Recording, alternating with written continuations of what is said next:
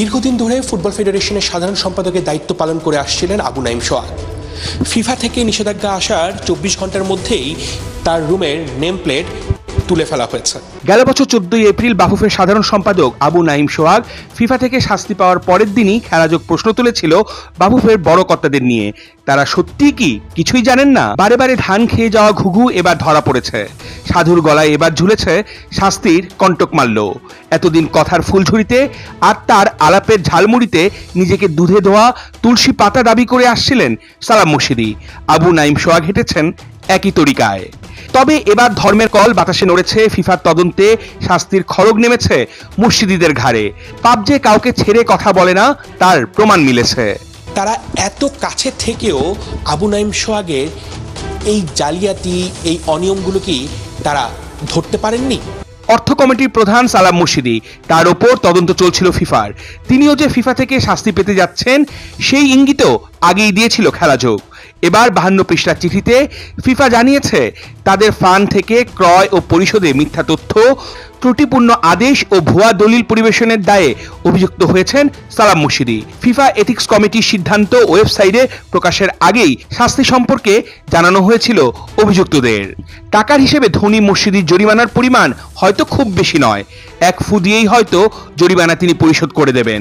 তবে তাদের এমন কাণ্ডে দেশের ফুটবলের কপালে যে কালিমার দাগ পড়ল, সেই কলঙ্কের দাগ তিনি ঘোচাবেন কিভাবে?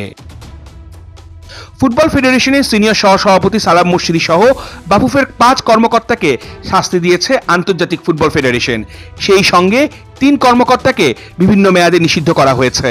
তাদের মধ্যে সাবেক সাধারণ সম্পাদক আবু নাঈম সোহাগকে 3 বছর ও সাবেক প্রধান অর্থ কর্মকর্তা আবু হোসেন ও অপারেশনস ম্যানেজার মিজানুর রহমানকে 2 বছরের জন্য নিষিদ্ধ করা হয়েছে। সিনিয়র সহসভাপতি সালাম মুর্শিদিকে প্রায় 13 লাখ টাকা জরিমানা ও নিষিদ্ধের পাশাপাশি সাবেক সাধারণ সম্পাদক আবু নাঈম সোহাগকে প্রায় 26 লাখ টাকা জরিমানা করা হয়েছে। মুর্শিদিরা বহুদিন ধরেই দেশের ফুটবল নিয়ে খেলছেন। ফুটবলের মান উন্নয়নের বদলে রীতিমতো করেছেন ক্ষমতার অপব্যবহার। ব্যবসায়ী মুর্শিদি রাজনীতিতেও যান বহুদূর। আপন স্বার্থ যতটা তিনি বোঝেন, সবাই মনে করেন ফুটবলের স্বার্থ রক্ষায় তার কোনো মনোযোগ নেই। সাবেক এই ফুটবল তারকা ফেডারেশনের পদটাও আগলে রেখেছেন ডিমপাড়া সোনার হাঁস হিসেবেই। তার আশকারা আর আশ্রয়েই আবু নাঈম সোহাগরা করেছে অনিয়ম, দেশের ফুটবলকে করেছেন বিশ্ব দরবারে ছোট।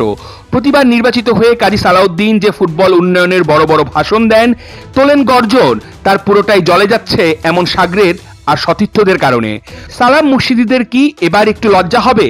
ব্যর্থতার দায় মাথায় নিয়ে পদ ছাড়ার সাহস কি দেখাবেন তিনি? অর্ণব বাপি, 71। নগদে 500 টাকা বা তার বেশি পেমেন্টে পেতে পারেন ঢাকায় জমিসহ 20 কোটি টাকার পুরস্কার।